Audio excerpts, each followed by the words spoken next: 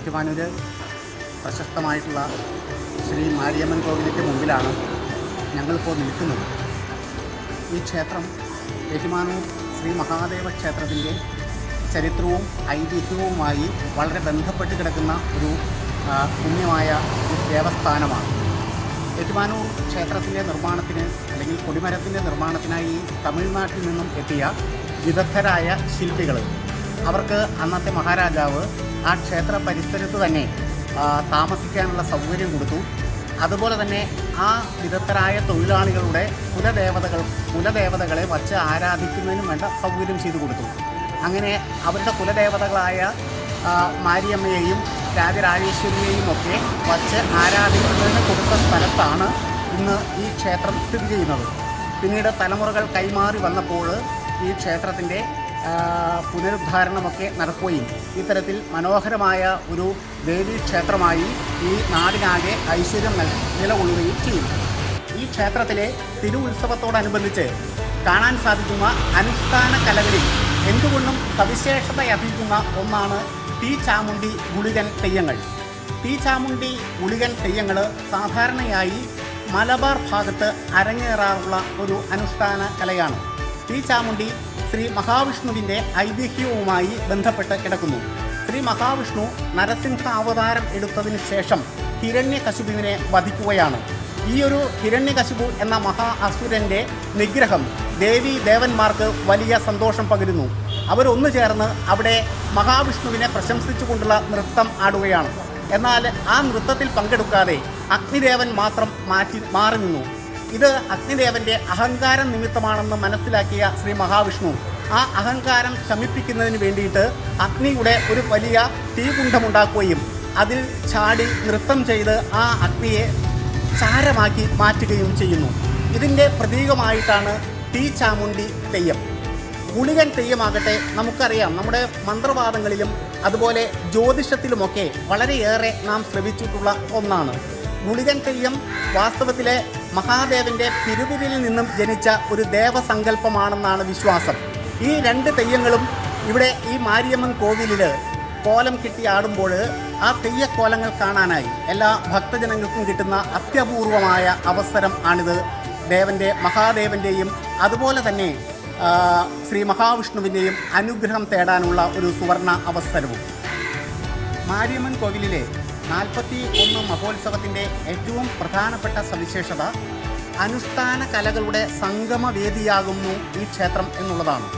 കേരളത്തിൽ അത്യപൂർവമായി മാത്രം നമ്മുടെ ഈ ഏറ്റുമാനൂർ ഭാഗത്തൊക്കെ കാണാൻ സാധിക്കുന്ന നിരവധി അനുഷ്ഠാന കലകളാണ് അന്ന് ഇവിടെ ഈ 41 മഹോത്സവത്തോടനുബന്ധിച്ചുള്ള വിവിധ ദിവസങ്ങളിലായി ഇവിടെ അരങ്ങേറുക.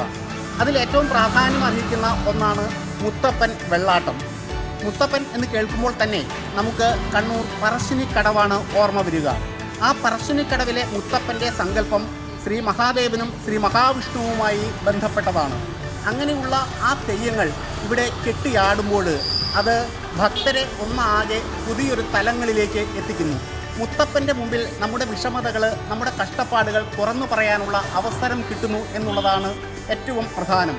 അതിന് മുത്തപ്പൻ്റെ പരിഹാരവും കേട്ട് ഭക്തജനങ്ങൾ നിർവൃതി അടയുന്ന ഈയൊരു പുണ്യമായിട്ടുള്ള ഏറ്റവും ശ്രേഷ്ഠമായിട്ടുള്ള അനുഷ്ഠാന കല മുത്തപ്പൻ വെള്ളാട്ടം കാണുന്നതിന് എല്ലാ ഭക്തജനങ്ങളും ആ അവസരം ഉപയോഗിക്കണം എന്നുള്ളതാണ് ഒരപേക്ഷ.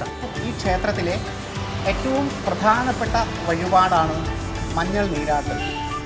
41 മഹോത്സവം സമാപിക്കുന്ന അന്ന് ഉച്ചയോടുകൂടി നടക്കുന്ന ഈ ഒരു വഴിപാട് കാണാനും അതിൽ പങ്കെടുക്കാനുമായി അനേകായിരം ഭക്തജനങ്ങളാണ് എത്തുക. നമുക്കറിയാം, മഞ്ഞൾ സർവ്വരോഗ സംഹാരിണിയാണ്. ആ മഞ്ഞൾ കലക്കിയ വെള്ളം അത് 5 വാർപ്പുകളിലായി തിളപ്പിക്കുന്നു. മഞ്ഞൾ പൊടി സമർപ്പിക്കാനായി അന്ന് ഭക്തജനങ്ങൾക്ക് അവസരമുണ്ട്. അതിനുവേണ്ടി വലിയ തിരക്കുമാണ്. അങ്ങനെ അവർ സമർപ്പിക്കുന്ന ആ മഞ്ഞൾപ്പൊടി കലക്കിയ വെള്ളം 5 വാർപ്പുകളിലായി തിളപ്പിക്കുന്നു.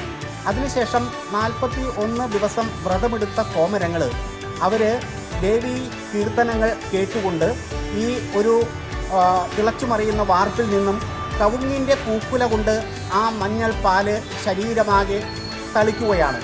ആധ്യാത്മികവും അതുപോലെ തന്നെ ശാരീരികവുമായ ശുദ്ധി വരുത്തിക്കൊണ്ട് ദേവിയുടെ അടുത്തേക്ക് ഏറ്റവും മനസ്സിനെ അടുപ്പിക്കുന്ന ദിവ്യമായ ചടങ്ങാണ് മഞ്ഞൾ നീരാട്ട്.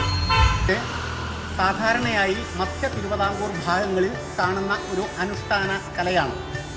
ഈ ഒരു സങ്കല്പം ദാരിക വധം, മഹാകാളി ദാരിക വധം നടത്തിയ ആ ഒരു ഐതിഹ്യവുമായി ബന്ധപ്പെട്ട് കിടക്കുന്നു. ദാരിക വധത്തിന് ശേഷം ആ ദാരികൻ്റെ മുടി അറുത്ത് ദേവി ദീപത്തിന് സമർപ്പിച്ചു എന്നാണ് സങ്കല്പം. അങ്ങനെയാണ് മുടിയേറ്റ് ഉണ്ടായത് എന്നും പറയപ്പെടുന്നു. ആ മുടിയേറ്റ് സാധാരണയായിട്ട് എറണാകുളം, അതുപോലെ തന്നെ ഇടുക്കി, ഈ കോട്ടയം ഭാഗങ്ങളിൽ കാണപ്പെടുന്ന ഒരനുഷ്ഠാന കലയാണ്. മുടിയേറ്റ് കാണാൻ വേണ്ടിയിട്ടും ഭക്തജനങ്ങൾക്ക് ഈ ക്ഷേത്രം ഒരു സുവർണാവസരമാണ് ഒരുക്കുന്നത്. അതുകൊണ്ട് മുടിയേറ്റ് കണ്ട് മഹാകാളിയുടെ അതുപോലെ തന്നെ കൂളിയുടെ രസകരമായിട്ടുള്ള ഒരു നാടോടി നാടകമാണ് മുടിയേറ്റ് എന്ന് പറയാം. അത് എല്ലാ കുട്ടികൾ ഉൾപ്പെടെയുള്ളവർക്ക് ആസ്വദിക്കാനും സാധിക്കും. അതുകൊണ്ട് ഈ ഒരു നാടൻ കല, ഈ ഒരു അനുഷ്ഠാന കല കാണുന്നതിന് വേണ്ടിയിട്ടും ഭക്തജനങ്ങൾ ഈ ക്ഷേത്ര സന്നിധിയിൽ അന്നേ ദിവസം എത്തണം എന്ന് അപേക്ഷിക്കുകയാണ്.